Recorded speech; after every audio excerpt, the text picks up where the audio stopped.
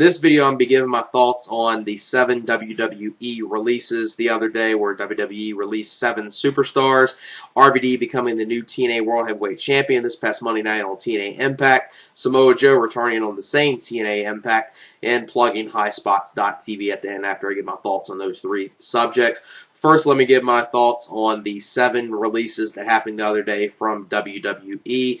Now, as far as these 7 releases, I think most of them, at least most of them, most people saw these coming, and there were no shocks. Even the 2 main ones that people were, saying the WWE shouldn't release, I think a lot of people saw this coming, with Shelton Benjamin and Mickie James being released. And the other 5, I think everyone definitely saw being released. Now, the 7 superstars that got released are Shelton Benjamin, Mickie James, Katie Lee Burchill, Jimmy Wang Yang, Kung Fu Naki, Slam Master Jay, formerly of Jesse and Festus Tag Team, and Mike Knox. It was originally just 6 superstars that got released, then Mike Knox got added to it, I think another hour or 2 after the 6 superstars were announced that they got released. Now, out of these 7 superstars, I don't think any of these were shocks. I mean, Shelton Benjamin, it really surprised me. WWE actually hasn't released him before, or he hasn't requested his release from WWE before this. Mickie James, obviously with the whole Piggy James gimmick, and not only that, she wants to do a little side project with her doing a country album. That was another reason why WWE released her, and apparently the straw that broke the camel's back with the release of Mickie James was due to the recent European tours. I guess there were 1 or 2 incidents where she arrived late on one of the buses, and that was kind of like the last thing, the straw that broke the camel's back, and made WWE just release her.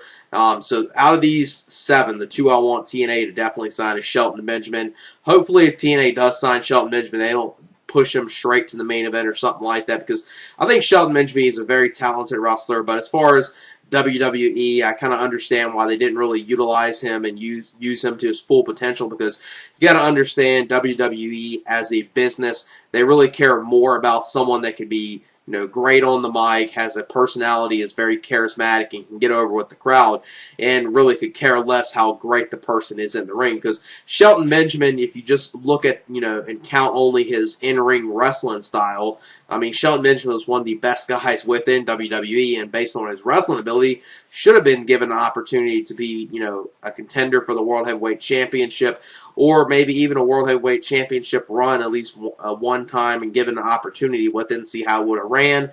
But knowing the way, WWE is, I understand why they didn't use him, because he's not good on the mic or anything like that, and he doesn't really have a personality, isn't charismatic, he's just good in the ring, that's all he is. And with that, he could work much better in a company like TNA, or I wouldn't even mind him being in Ring of Honor. I wouldn't mind him working a couple Ring of Honor shows, then after that, then going to TNA. But I expect TNA to sign Shelton Benjamin. Maybe we'll even see a reunion of the World's Greatest Tag Team with Charlie Haas and Shelton Benjamin teaming up in TNA. I'd like to see TNA sign both of them and have them team up. Then Shelton Benjamin, I'd like to see him do some stuff within the X Division as well. Mickie James, I want TNA to definitely sign Mickie James, but with Mickie James doing her country album right now, that's probably what her main focus is right now, is not wrestling at this point. So with that, I don't know if TNA would be able to sign her, within 3 months after her non-compete clause ends with her release right here. But knowing TNA, they'll probably do something where they allow her to do the side project of the country album and allow her to work TNA at the same time, just so they can get her, which I think she would be a good addition for the Knockouts division. Katie Lee Burchill, I think she's one women's wrestler that should have been used a whole lot better in WWE, because I think she actually had talent and had the potential to do something good within the women's division in WWE. And she isn't the typical WWE diva. I mean, she's not the, blonde Barbie, that type of look for the WWE divas. And she actually had a different look to herself. And I think she could do good with the TNA Knockouts division. I wouldn't be upset if TNA signs her. Now, the other 4, I could kind of deal without TNA signing. Jimmy Wang Yang, I won't be too upset if TNA signs, because they could, just throw someone else within the X Division and just have him, kind of showcase himself in the X Division. That's it. As far as the other 3, I don't think anyone wants any organization to pick them up. First being Mike Knox. Mike Knox is one guy that really surprised me. He hasn't been released before this, and surprising that it took this long for him to get released. Kung Fu Naki, formerly Funaki.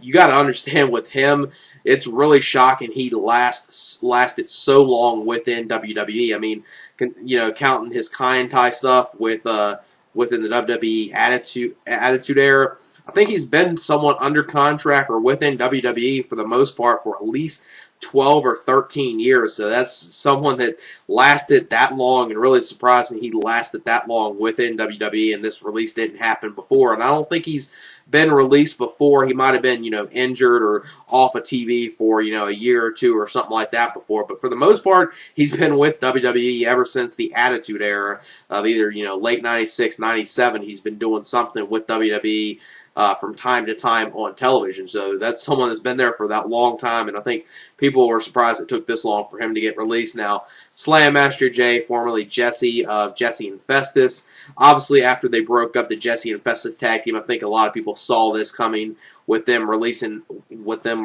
Jesse of Jesse and Festus, and the Slam Master Jay gimmick didn't really get over. It was something that worked for a little bit, but really couldn't do much with that type of gimmick. And not only that, don't be surprised with the the breakup of Crime Time. Don't be surprised if WWE keeps Shad Gaspar, then releases JTG at some time down the line, because as talented as JTG is, and seems like he could be, and good mid-card wrestler, I wouldn't be surprised if WWE releases him at some point down the line. And during this time of year, you see a number of releases from WWE. So these 7 superstars that got released the other day, this might just be the start of it, and there might be other superstars that get released down the line, because there's another number of wrestlers that are probably kind of lost in the shuffles that probably get released at some point, within a couple weeks or so.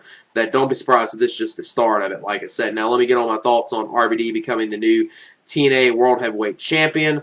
As far as my thoughts on it, I'm not completely 100% for it, and I'm not completely 100% against it. I kind of have mixed feelings with it, only due to the fact that my main gripe with it, my hugest problem with it, is that I think they should have waited for a pay-per-view to do the RVD versus AJ Styles match, considering that's a dream match, and that's a match right there that I'm pretty sure if you would have put that on any pay-per-view, even a pay-per-view that's not one of your big 3 pay-per-views of either Lockdown, Slammiversary, or Bound for Glory, it would sell and it would increase your buy rates if you had that as the main event of the pay-per-view, since I know a lot of fans would go out their way to see that match. Now, their match they did on TNA Impact. It was a good TV match. Obviously, you could tell they held back, and maybe we'll see a rematch between the two at the Sacrifice pay-per-view one-on-one with AJ Styles versus RVD for the TNA World Heavyweight Championship, or maybe see a 3-way with Jeff Hardy involved. I wouldn't be surprised if they turned it into a 3-way with Jeff Hardy being involved as well. And earlier in the evening on TNA Impact, you had Jeff Hardy versus RVD at #1 Contenders match, which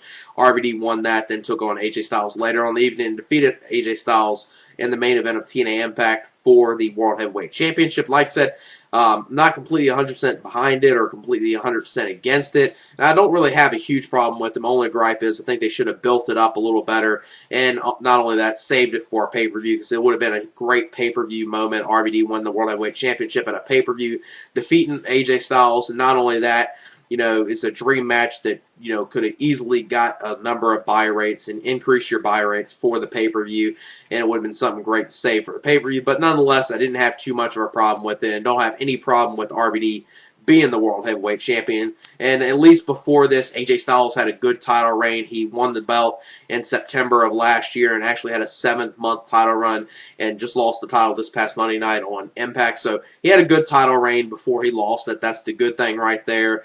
And, they did a good job with AJ Styles' title reign. So, at least they had him have a 7-month title run before RVD defeated him, and this wasn't something where, AJ had, the title for only 3 weeks and then RVD defeated him. That would have been terrible. But AJ Styles had a pretty lengthy title reign, and it's probably the second longest TNA title reign, because I know TNA on TV, they're saying AJ Styles' 7th-month title reign is the longest TNA title reign within TNA history, which I guess TNA is counting only since they've had the TNA World Heavyweight Championship and not the NWA title as well within their organization. So in that case, they're right. But as far as TNA history, obviously everyone knows Jeff Jarrett is the longest reigning TNA champion. I think Jeff Jarrett had a title reign where he had it, about about a year or maybe a little over a year, pretty much close to a year with one of his title reigns before, but I guess TNA is counting only since they've had the official TNA title and not the NWA title as well within their organization. That's why they're saying AJ Styles is the longest TNA title champion in the history of TNA. Then let me get my thoughts on Samoa Joe returning this past Monday night on TNA Impact. Great to see Samoa Joe return back this Monday night on TNA Impact and return looking like his old self and pretty much being the same type of gimmick he was back in 2005, 2006, the unstoppable force, the badass motherfucker that just wanted to go out there and beat the hell out of everyone, which that's the type of character you need to have Samoa Joe be. And with the, Samoa Joe having his old look, having his old ring attire, not the Nation of Violence stuff, not wearing the pants and stuff like that. Samoa Joe now, if you keep building him up very good and just have him go out there, what I would do if I was TNA, which I'm hoping they do, is have him go out there and just destroy a lot of people, before the Sacrifice pay-per-view. Then have him challenge someone, maybe like a Mr. Anderson or someone, get a victory at the Sacrifice pay-per-view, and then just keep on building them up.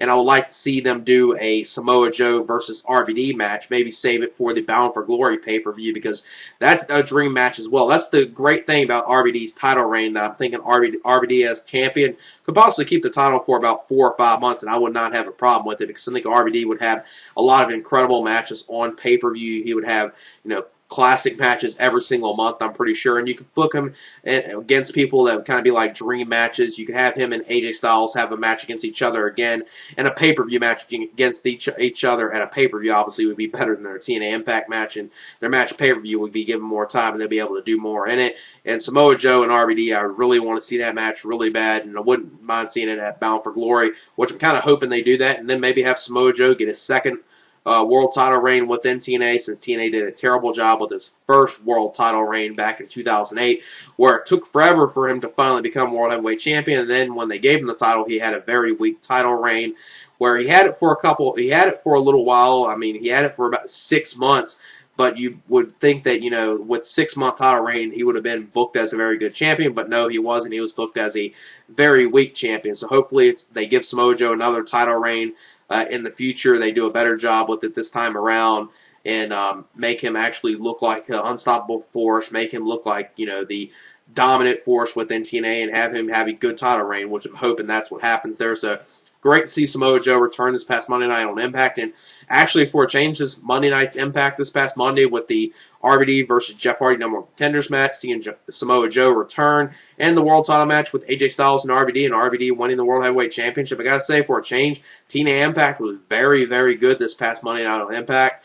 And pretty much a very entertaining show from top to bottom. Actually, I would say, entertainment-wise, it was probably more entertaining than the pay-per-view they had the night before, just because of some of the things that happened on the TNA Impact. You had 2 good TV matches on there. You had Samoa Joe return, which was great to see as well. Then lastly, let me just plug Highspots.tv. Now, Highspots has recently started a video-on-demand service on started a website, Highspots.tv, and on this site it's for a monthly subscription, where you can either get a monthly subscription that's $14.99, or you can get a year-long membership and have a full year for $99.99, $100 for a full year, and about $15 for 1 month. And I would say, for anyone that's a fan of shoot interviews and stuff of that nature, and they got stuff up there like some original material, a number of PWG matches, indie matches as well, that if you're a fan of any of that type of stuff, I would highly recommend it to you. And the main reason why I gave it a try, I just signed up a couple days ago, and the main reason why I gave it a try was because I wanted to see the Paul London and Brian Kendrick shoot interview, The Excellent Adventures of Paul London and Brian Kendrick, and I would highly recommend that shoot interview for many people. It's a great shoot interview. If you're a fan of Paul London and Brian Kendrick, you will love that shoot interview. Very good stuff within the shoot interview, about 3.5, 4-hour shoot interview. That's the main reason why I gave it a try. Not only that, they have other good stuff on there as well. So I would definitely recommend Highspots.tv for any wrestling fan. If you're a fan of shoot interviews and stuff of that nature, and they got stuff from indie companies as well, a number of PWG matches, some women's matches as well. So I would definitely say it's worth checking out. Give it a try. It's only $14.99 a month. If you don't like it, you can cancel it after a month, but I'm pretty sure most people that will give it a try and check it out and subscribe to it, I think most people will like Highspots.tv. And not only that, the way that Highspots.tv is going to be run, it looks like that every single month there's going to be a number of new shoot interviews added, where all the shoot interviews that they keep on doing, that it's going to be released either right before the DVD comes out or as soon as the DVD comes out, because even the Paul London and Brian Kendrick shoot interview doesn't come out till Tuesday, April 27th, and it's already available to view on Highspots.tv. And like I said, I would highly recommend Highspots.tv for anyone. Like I said, just want to come on here and give my thoughts on the WWE releases. Like I said, a couple of the releases that weren't really shocking. I think even all the 7 weren't really shocking, considering they weren't really doing much with Shelton. And Mickie James, doesn't surprise me, WWE finally released her. Like I said, out of the 7 that got released, the main ones I want TNA to pick up are obviously Shelton Benjamin and Mickie James, without question. Want them to pick them up. Katie Lee Burchill, I won't mind if TNA picks her up. And just, to add someone with the X Division, just have him showcase himself in the X Division. I won't really hate it if they sign Jimmy Wang Yang, because he's actually a pretty talented worker, and I won't mind if TNA signs him. I obviously gave my thoughts on RVD becoming TNA World Heavyweight Champion. Like I said, the only problem I have with it is I wish it would have been built up and saved for the pay-per-view. But as far as RVD being World Heavyweight Champion, don't have any problem with it. I think he could do a great job as TNA World Heavyweight Champion. Wanted to give my thoughts on Samoa Joe returning. Great to see Samoa Joe back as himself. And obviously check out Highspots.tv as well. And that's it for this video. Peace.